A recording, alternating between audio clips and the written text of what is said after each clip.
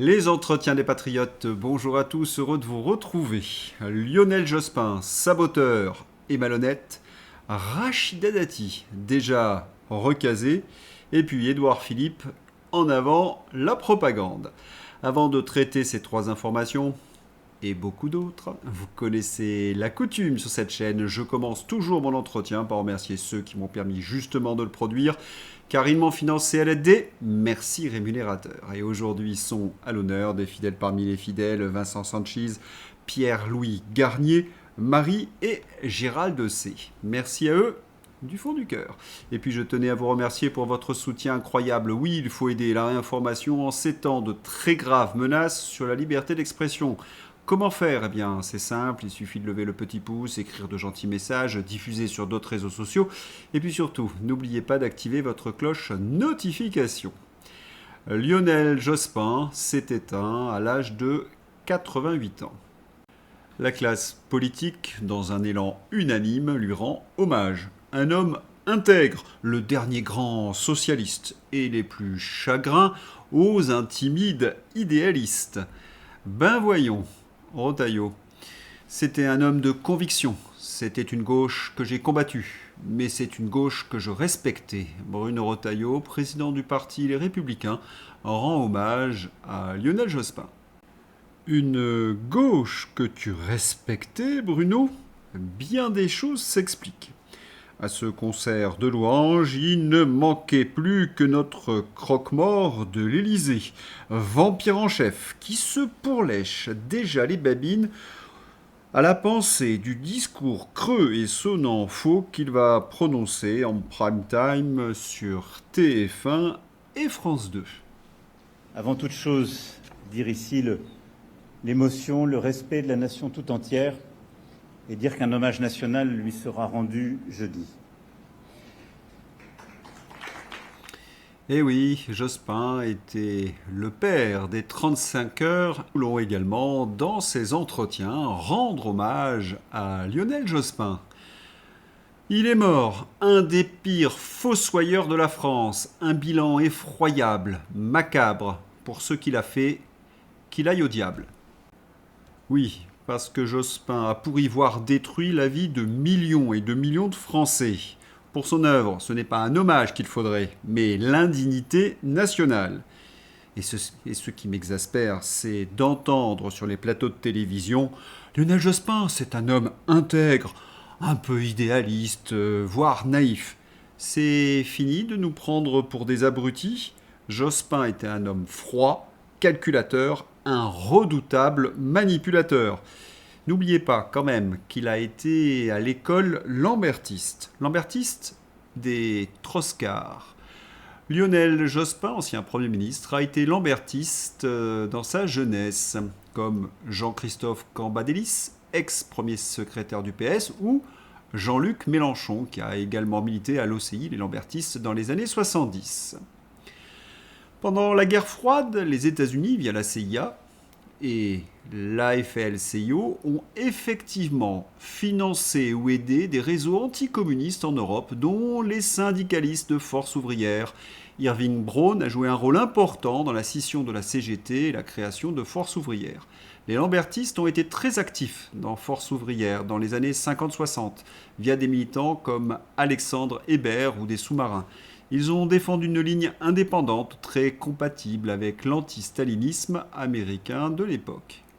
Les lambertistes, comme les autres agitateurs de 68, on peut aussi penser également à François Mitterrand, ont voulu renverser De Gaulle et la Ve République.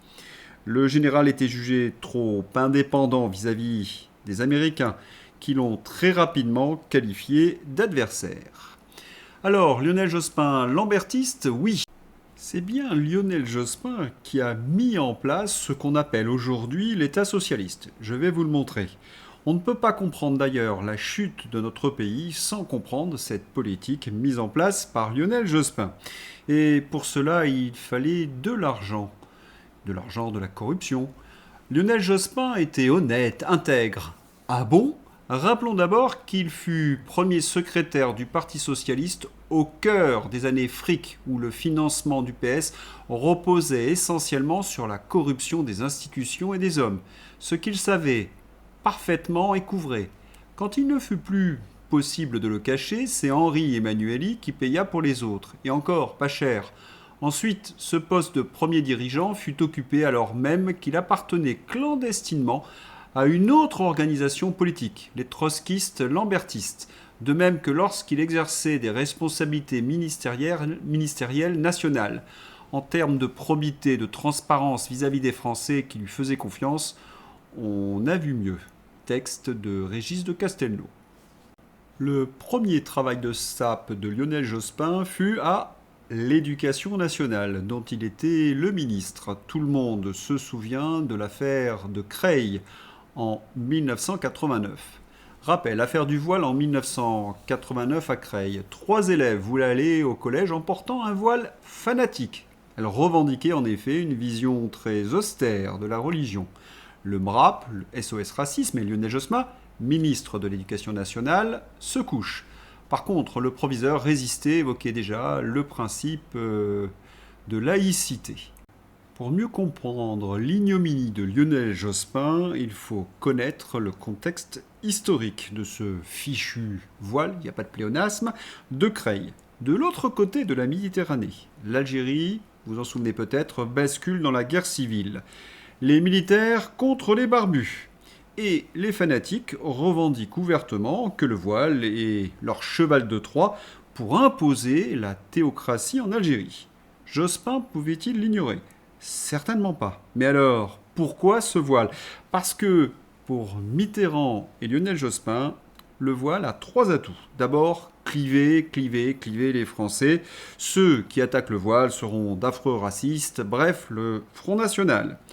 Contrôler également les cités, c'est un point qui a été oublié, parce que les cités commencent à être gangrénées par le trafic de stupéfiants. Ils veulent contrôler donc les cités par les barbus. C'est à l'époque où François Mitterrand ouvre des écoles coraniques en France. Et puis surtout, empêcher l'intégration. Parce qu'un étranger qui s'intègre ne vote certainement pas à gauche. Sur CNews. Des propos de M. Jospin, M. François Mitterrand avait dit qu'il les trouvait très charmantes, ces petites filles avec le voile, et que Jacques Lang également les trouvait très saillantes et que ça embellissait leur visage. Donc il fait partie de cette gauche qu'il balbutiait, qui précisément menait ce qui aujourd'hui nous détruit intérieurement. Lionel Jospin en 1989, en pleine affaire du voile à Creil. Et qu'est-ce que vous voulez que ça me fasse que la France s'islamise ?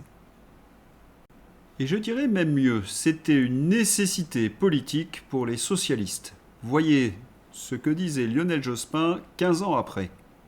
Pendant toutes les années du mitterrandisme, nous n'avons jamais été face à une menace fasciste. Et donc, tout antifascisme n'était que du théâtre. Nous avons été face à un parti, le Front National. Et pour accueillir ces émigrés, la loi SRU. Quand Lionel Jospin faisait voter la loi SRU, qui imposait aux communes un minimum de 20% de logements sociaux, porté ensuite à 25% sous peine de pénalité. Et après 10 ans de cette politique, 35% des immigrés vivent en HLM contre seulement 11% des Français.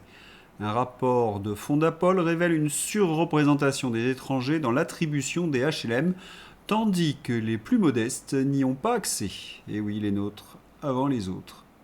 C'est même devenu une loi électorale. Plus il y a de cités et d'immigrés, plus il y a une clientèle favorable à la gauche. Je vous renvoie aux résultats d'ailleurs des élections municipales. Et si on résume donc, ces immigrés, ils sont pris en otage par les socialistes.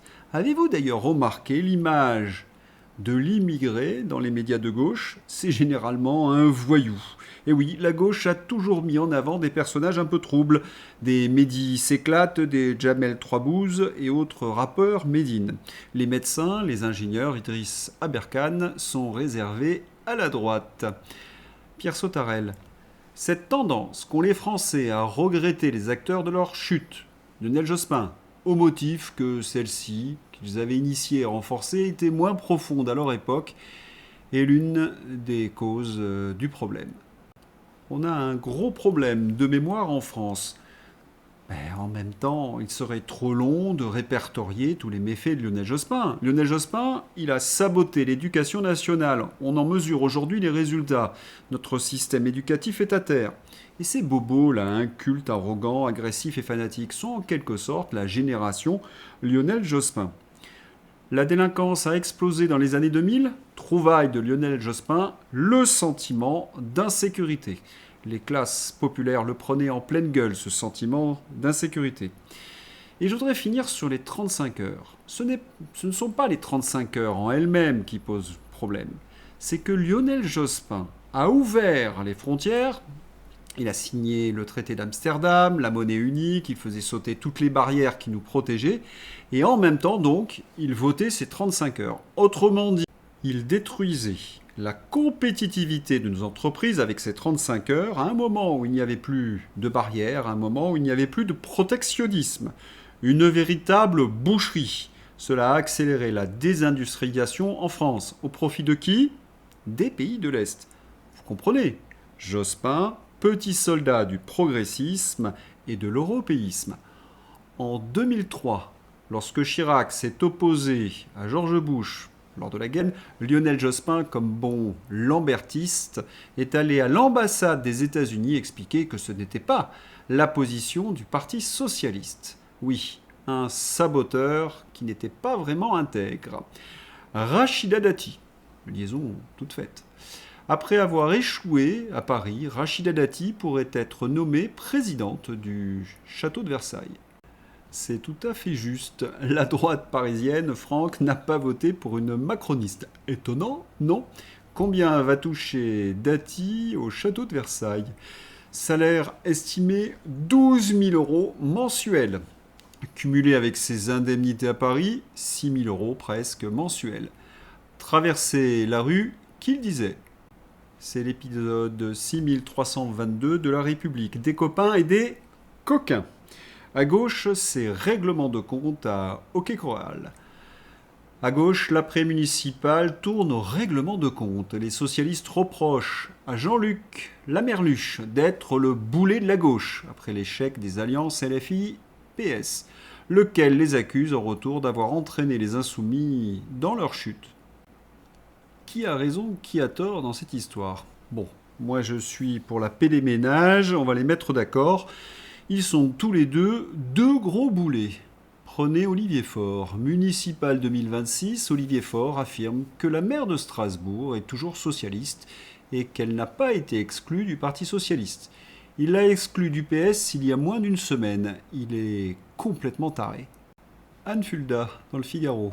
Quand on entend Olivier Faure, on peut comprendre qu'il y ait une telle abstention.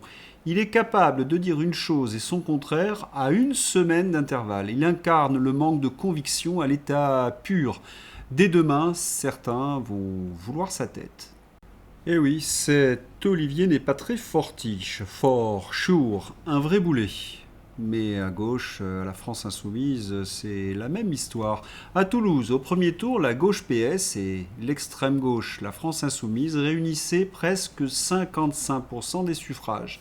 Le maire sortant de centre droit, quant à lui, cumulait 46% des voix. Au second tour, alors que le PS et la France insoumise se sont alliés, le rapport de force s'est complètement inversé. Briançon et Picmal ont terminé à 46%, tandis que le maire sortant, Moudenc, recueille presque 54% des voix. Entre les deux tours, et avec cette alliance de la honte, la gauche extrémisée a perdu environ 6600 voix. Le maire sortant, lui, en a gagné plus de 20 000. L'effet repoussoir de la France insoumise est tonitruant, surtout parmi les modérés de la gauche. C'est un fiasco total de l'alliance de la honte entre le PS et la France insoumise, un échec total pour la serpillière socialiste Olivier Faure et une condamnation qu'une majorité de Français déteste la France insoumise. Au match des boulets, il y a bien égalité. Sur LCI, on tire à boulet rouge sur Olivier Faure. Darius Rochebin détruit le Parti socialiste en direct. Il dénonce le théâtre ridicule antifasciste et rappelle que les socialistes ont dirigé avec le Parti communiste stalinien. Il rappelle également François Mitterrand avec la Francisque. Vous ne trouvez pas curieux ce retournement de veste sur Elsie? Est-ce seulement une sorte de tradition mort au vaincu? Parce qu'en effet, le Parti socialiste, et on pense par exemple à Glucksmann, est vraiment au fond du trou. On l'appelle 007. Zéro mairie de gagner, zéro mairie de préserver, 7 invitations télé-radio par jour. Une belle tête à claque, ce Raphaël Gugu. Est-ce pour cela que Darius s'en prend aux socialistes? Non, non, vous avez deviné. Les mouches à merde ont changé d'âne. La propagande pour Édouard Philippe est lancée. Tout le dispositif de promotion d'Édouard Philippe tend à instiller d'en haut l'idée d'une compétence exceptionnelle. Malgré un bilan de M et un intérêt limité du public, les médias imposent de manière lancinante cette perception. Maire d'un narcoport, énarque, conseiller d'État, sélectionné juste un an après Macron par Davos et le Bilderberg, Édouard Philippe a de bonnes chances d'être le candidat des merdias. Malgré son bilan désastreux comme Premier ministre, il va être vendu comme compétent. Il y a quelque chose de fascinant à défendre Édouard Philippe. Prenez même Édouard Philippe, il a tendance à être en colère contre les conséquences de sa politique. Édouard Philippe est visé par une nouvelle plainte déposée auprès d'un juge d'instruction pour détournement de fonds publics, favoritisme et harcèlement moral. En cause, un contrat de 2,15 millions d'euros attribué à une association dirigée par une proche. Édouard Philippe, c'est vraiment le tiercé gagnant. Il a été Premier ministre, un bilan désastreux, et je n'évoque même pas la pandémie.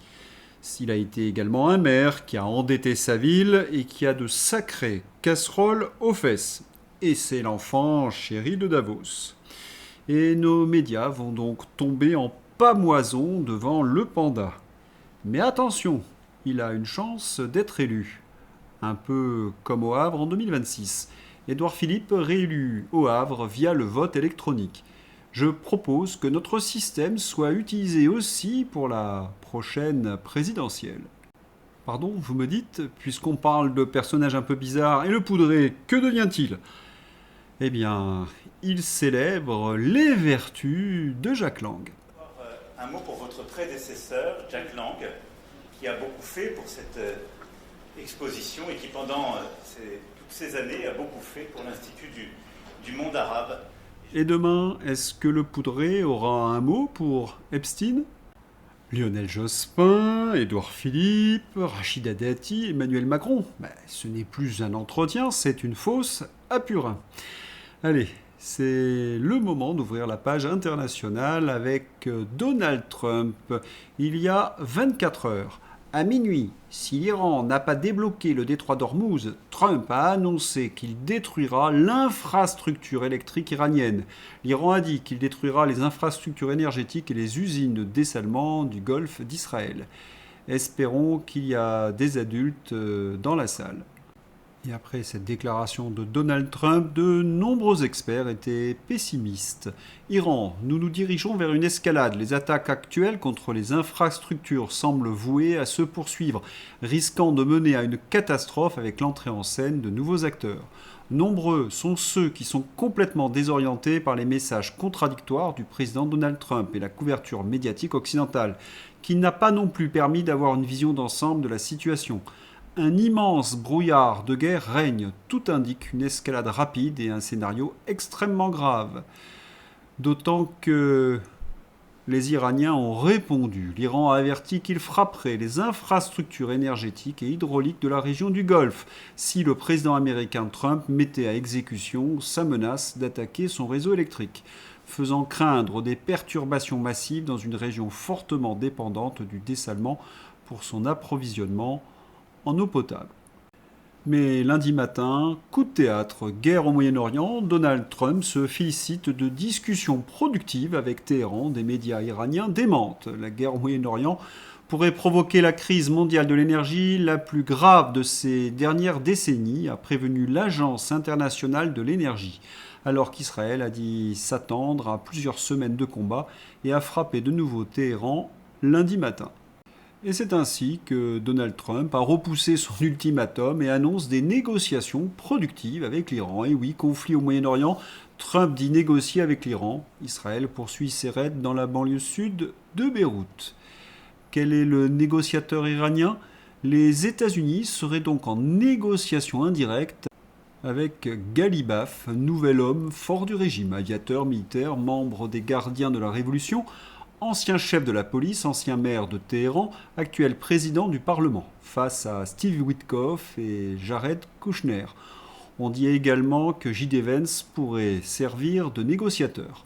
L'avenir est très incertain. Washington nous a habitués à des revirements de situations spectaculaires et ces annonces peuvent n'être qu'un élément de guerre psychologique visant à calmer les marchés et à déstabiliser la République islamique.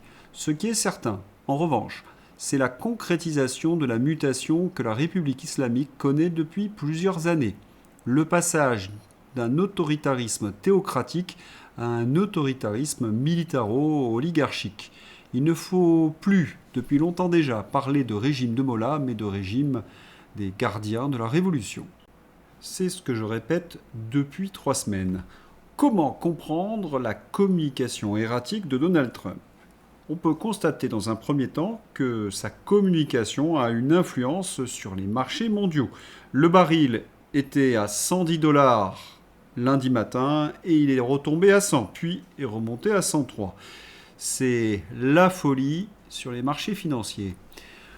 Combien de temps avant que les médias, même pro-Trump, crament ce délit d'initié titanesque ? Le pétrole a plongé de moins 13% sur l'annonce, moins 2000 milliards de valeurs notionnelles évaporées. En face, plus 3000 milliards de valeurs boursières, ajoutons les moins 10, puis plus 13% sur l'argent. Du jamais vu.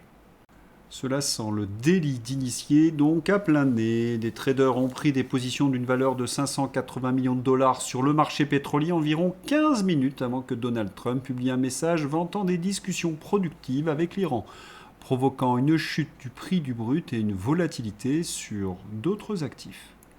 Alors d'un côté, les morts, les blessés, les destructions, et de l'autre, certains sont en train de se faire des fortunes. C'est à vomir. Indépendant, l'Iran a finalement montré à Donald Trump les limites de son pouvoir. Trump a révélé les limites du pouvoir américain en reportant sa menace de détruire le système énergétique iranien si le détroit d'Ormuz n'était pas ouvert. Alexandre Delval. Pourquoi rouvrir le détroit d'Ormuz par la force est actuellement au stade du fantasme ? Même fortement dégradé par les frappes américaines et israéliennes, l'Iran n'a pas besoin de dominer militairement le détroit d'Ormuz pour en conserver un contrôle réel. Dans un goulet ultra étroit où transite 20% du pétrole mondial, il suffit de maintenir un risque crédible et persistant. Missiles côtiers mobiles, drones, mines navales, vedettes rapides, des moyens simples, dispersés et difficiles à éradiquer totalement. Il ne s'agit pas pour le régime de bloquer physiquement le détroit en continu, mais de le rendre suffisamment dangereux pour dissuader armateurs et assureurs. Un seul tir réussi, une seule mine, un seul tanker touché peut suffire à faire exploser les primes d'assurance et à interrompre le trafic. Les USA peuvent détruire des infrastructures, frapper des lanceurs et affaiblir les capacités iraniennes, mais ils ne peuvent pas garantir à 100% l'absence de menaces résiduelles dans un espace aussi contraint. Rouvrir Ormuz par la force suppose une sécurisation totale, durable et coûteuse, escorte, déminage, surveillance permanente. Pas une simple démonstration de puissance. À Ormuz, le contrôle est asymétrique.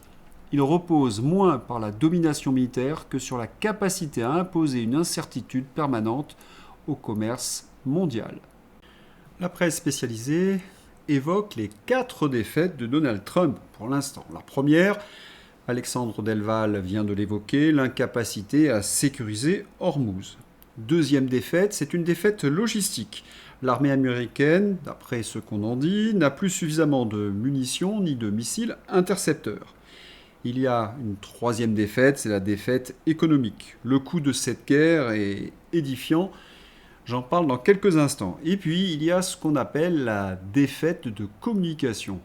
C'est Joe Kent qui a amené cette défaite. Joe Kent, bien sûr, dès l'entrée en fonction du président Trump, les Iraniens savaient qu'ils souhaitaient conclure un accord. Ils ont observé très attentivement l'escalade des tensions. Ils ont cessé de se faire attaquer par nos intermédiaires comme ils le faisaient sous l'administration Biden. Et ils ont entamé des négociations avec nous sur le programme nucléaire. Lorsque la guerre des 12 jours a éclaté, déclenchée par les Israéliens, les Iraniens ne nous ont pas attaqués. Il nous faut faire une pause, dit Levin, le journaliste, aux ordres. Joe Kent réaffirme une fois de plus que l'Iran ne présentait pas de menace pour les USA et que c'est Israël qui a entraîné les USA dans cette guerre complètement stupide. Dans la presse aux ordres pro-Trump, on vomit sur Joe Kent. Ce serait un trouillard. On aimerait avoir des trouillards comme cela un peu plus en France. Pendant que certains, bien au chaud dans leur fauteuil, ont qualifié Joe Kent de faible parce qu'il refuse de participer à la guerre d'Israël en Iran. Joe Kent est un ancien béret vert, déployé dans de nombreuses missions au Moyen-Orient. Joe Kent a connu les guerres, les larmes et le sang, 11 déploiements, et il a perdu sa femme, Shannon, déchiquetée par une bombe dans le désert syrien pour une guerre inutile. Pendant que les warmongers assoiffés de guerre veulent envoyer des gamins se faire éclater pour des intérêts qui ne sont pas les nôtres, qu'ils aillent crever dans le sable eux-mêmes, assez de cercueils pour leurs mensonges. America First. D'ailleurs, Trump prend ses distances avec son ministre de la Défense. Que Trump, demain, balance Exet sous les roues de bus ne serait pas le plus étonnant. Ce qu'il est, c'est qu'il aurait vraiment tenu compte des conseils et avis d'un type pareil d'abord. Il faut dire que nous allons ressentir les effets néfastes de cette guerre pendant des mois, voire des années. Les Échos. Une quarantaine d'infrastructures endommagées dans 9 pays. 11 millions de barils de pétrole volatilisés par jour. Le lourd bilan énergétique de la guerre en Iran. Selon Birol, le directeur de l'Agence internationale de l'énergie, les pertes seraient supérieures aux 2 chocs pétroliers majeurs des années 70. Et les dommages seraient sous-estimés par les marchés. Nous allons donc connaître le cycle infernal, inflation, taux d'intérêt en hausse, risque de krach boursier. Les taux d'intérêt sur la dette continuent d'augmenter. 3,840% sur 10 ans dorénavant pour les obligations. Un niveau jamais atteint depuis 2013. Et vous savez quel est le plus fou dans cette histoire ? C'est que Donald Trump menace l'Europe de couper le gaz liquéfié américain.